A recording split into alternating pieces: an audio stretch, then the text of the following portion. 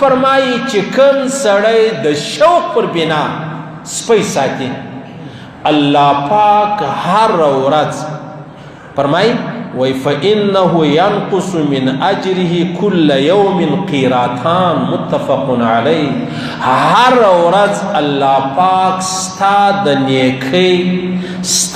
نیکۍ څخه ستا چې کوم ښه دي کړي دي د هغه څه دوه قیراته ثوابونه اجرونه کموي هر ورځ چې سپی سړی وساتي.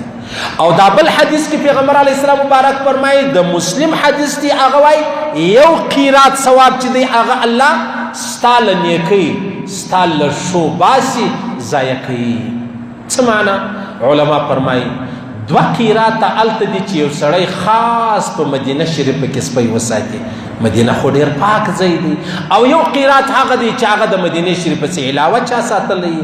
یا علما فرمایي دوه قیراته ثواب د هغه چا کمیږي په سپي چې هغه ضررمند سپی دی، تاواني دی، میلمه کوچنیان زنانې بچان د هغه رقم د سکول بچان دا جن تېرېدلی نشي. دوه قیراته ثواب هر ورځ الله د ده د نیکۍ څخه کموي، د ده د هغه نیک چې کوم عمل نامه ده د هغه څخه یې باسي.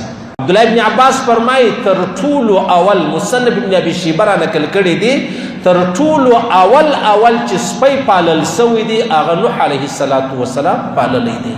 نوح علیه السلام ته الله امر وکړي ته به څه کوې؟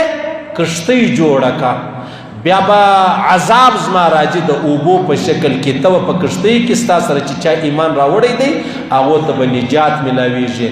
د ورځې به د کښتۍ جوړوله، دا ځوانان به راتلل، سرداران و ملکان به راتلل، مستان به راتلل، پر خندل به ول څه کیسه ده؟ ول کښتۍ جوړول. کښتۍ څه کوي؟ خو د څښلو اوبه هم نشته.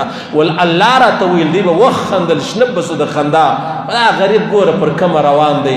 بیا چې د کښتۍ جوړوله د ورځې تر یو ځایه بیا ورسوله، د شپې به دا غله رالو هغو به بیا ماته کړه، هغه به ټوکړې که بیا الله رب العزت ورته وفرمیل ته یو سپی وساته نو هغه به نارې و چیغې ویي، بیا به مطلب دا خلک له دې ځایه غورځي.